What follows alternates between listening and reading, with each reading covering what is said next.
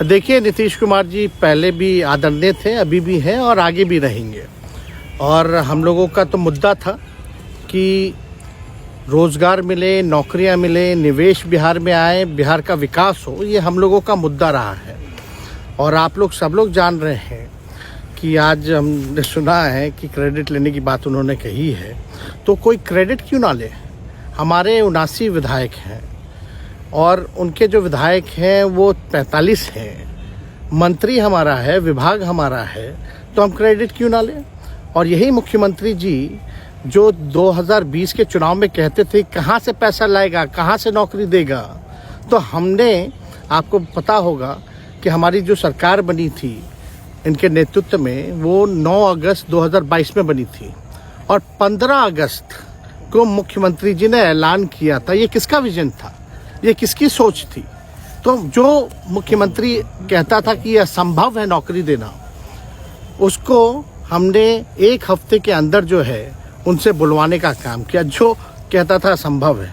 तो हम लोगों ने जिस हिसाब से विकास के काम किए, नए नए नीति लाए, टूरिज्म डिपार्टमेंट हमारे पास था, हमने टूरिज्म पॉलिसी लाया। आईटी डिपार्टमेंट राज्य कोटा में था, हम लोगों ने जो है आईटी पॉलिसी लाई। और भी कई जो पॉलिसीज़ हैं हम लोगों ने लाने का काम किया। स्पोर्ट्स पॉलिसीज़ हम लोगों ने लाने का काम किया। जो खेलेगा उसको भी नौकरी मिलेगा सरकारी, और जो पढ़ेगा उसको भी नौकरी मिलेगा। शिक्षा विभाग किसका था, राष्ट्रीय जनता दल के पास था। हमारे मंत्रियों ने लगातार जो है नौकरियां देने का काम किया।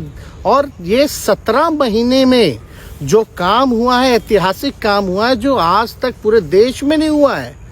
और ये भाजपा और नीतीश जी की तो सरकार 17 साल भी रहे, तो 17 साल बनाम 17 महीने जो काम हुआ, एक विभाग ने वर्ल्ड रिकॉर्ड बनाने का काम किया। एक विभाग ने एक दिन जो है 70 दिनों के अंदर जो है 2 लाख से भी ऊपर जो है हम लोगों ने नियुक्तियां पत्र वितरण करने का काम किया। ये ऐतिहासिक काम है, किसी भी राज्य में नहीं हुआ। और अब तक हम लोगों की सरकार ने लगभग जो है, जो गवर्नर ने भी जो स्पीच दिया अभी 26 जनवरी को, तो 3.5 लाख से ऊपर की बात कही उन्होंने, नौकरियां दिया। तो किसके राज्य में हुआ, किसका विजन था।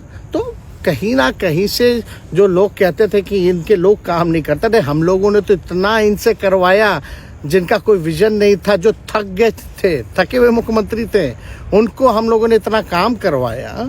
तो इतना काम तो हुआ ही है सारा।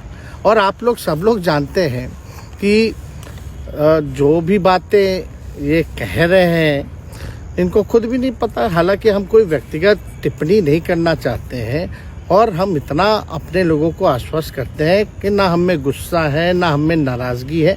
हम बड़े संयम रूप से हम लोगों ने गठबंधन धर्म का जो है पालन किया है और उसी हिसाब से हम लोग आगे जनता के बीच अपनी बातों को रखेंगे। लेकिन एक बात स्पष्ट रूप से मैं कह देना चाहता हूँ कि अभी खेल शुरू हुई है, अभी खेल बाकी है। और मैं जो कहता हूँ वो करता हूँ। और आप लिख के ले लीजिए, जनता दल यूनाइटेड जो पार्टी है 2024 में ही खत्म हो जाएगी, ये निश्चित रूप से लिख लीजिए। और अभी तो खेल शुरू हुआ है, खेल बाकी है। अभी इन लोग जो भी करें, लेकिन मेरा स्पष्ट रूप से मानना है कि जनता हमारे साथ है और हमारा साथ देगी। और हम तो भाजपा के लोगों को भी धन्यवाद देते हैं, शुभकामनाएं देते हैं। चलो, जनता दल यूनाइटेड को अपने साथ लिया। उन्होंने कहा कि आपने मजबूर कर दिया उनको। किस चीज की मजबूरी थी ऐसी, क्या तर्क देंगे? उनके साथ के सहयोगी पूछ रहे हैं, क्या तर्क क्या देंगे? शिक्षा व्यवस्था में सुधार जो अब तक नहीं हो पाया था, क्वालिटी ऑफ एजुकेशन, चिकित्सा में अस्पतालों को बेहतर करना, रोजगार देना, आर्थिक न्याय देना, स्वयं सहायता समूह के मानदेय को दुगुना कराना, पॉलिसीज लाना। तो इससे सोच रहे थे कि भाई ये नौजवान है, हम इतने साल से मुख्यमंत्री हैं, अब तक ये काम 17 सालों में भाजपा के साथ डबल इंजन में रह करके नहीं कर पाए। और ये डिप्टी सीएम होकर के इनकी राजद के मंत्रियों ने इतना काम कर दिया, तो ये पच नहीं रहा होगा। आपका क्या रह गया इस सरकार में, जो आपने 10 लाख की वादा किया, किस किस डिपार्टमेंट में बाकी रह गया जो आपने नहीं कर पाया? लगभग हर जगह निपा लिया है। और हम आपको बता दें, पिछले 2 कैबिनेट से पब्लिक हेल्थ कैडर का फाइल इन लोगों ने रोक रखा है, जिसमें लगभग 1 लाख से भी ऊपर नियुक्तियां हैं। हम लोगों ने पास भी किया सारी चीज़ें, लेकिन ये लोग कैबिनेट में नहीं आने दे रहे। 2 कैबिनेट से नहीं आने दे रहे। चाहे आशा वर्कर का भी है, ये भी आने वाला है जल्दी। तो हम लोग तो देखिए काम में विश्वास रखते हैं। हम लोग तो रात भर घूम करके छापा भी मारने का काम किया है। कहीं कमी हो तो उसको दुरुस्त करने का काम किया है, ईमानदारी से काम किया, धर्म निभाया। लेकिन अभी तो खेला बाकी है।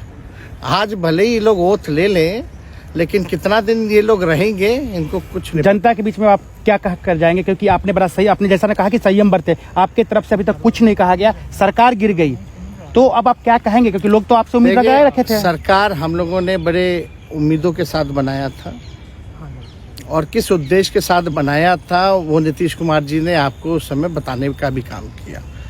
ये गए हैं, इन्होंने इसकी हत्या की है, तो जनता इसका जवाब देगी। सम्राट चौधरी सर पे मुरेठा बांध के घूम रहे थे कि इनको अब देखिए इस पे क्या टिप्पणी, पुरानी बातें नहीं, काम की बात होनी चाहिए। कौन क्या कहता था, ये क्या हुआ नहीं हुआ, अब ये तो सारा इतिहास है।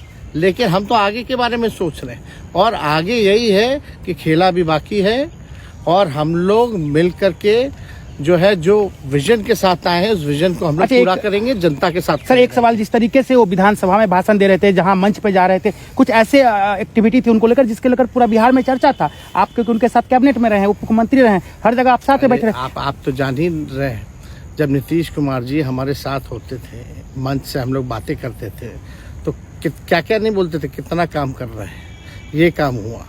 आज तक कभी नियुक्ति पत्र किसी सरकारों, बिहार सरकार नीतीश कुमार जी को बांटते हुए देखे थे क्या? हम आए तब ना बंटवाना शुरू किए, उसके बाद ना भारत सरकार बांटना शुरू किया। कोई ये सब भूलता है कोई? बीजेपी को क्या कहेंगे? बीजेपी ने कहा शुभकामना है बीजेपी के लोगों को, बीजेपी के लोगों को शुभकामना। इससे ज्यादा भी हम, इंडिया गठबंधन आपका खत्म हो गया एक तरह से। अरे इंडिया गठबंधन मजबूत है, ठीक है, जो होता है अच्छे के लिए होता है। उन्होंने कहा था कि हम मर जाएंगे, दोबारा बीजेपी के साथ नहीं जाएंगे, लेकिन एक बार फिर से वो पलटी मार दिए। पूरा देश पूछ रहा है। इस पे क्या बोलना, ज्यादा हमको नहीं कहना, इसमें जवाब जनता देगी।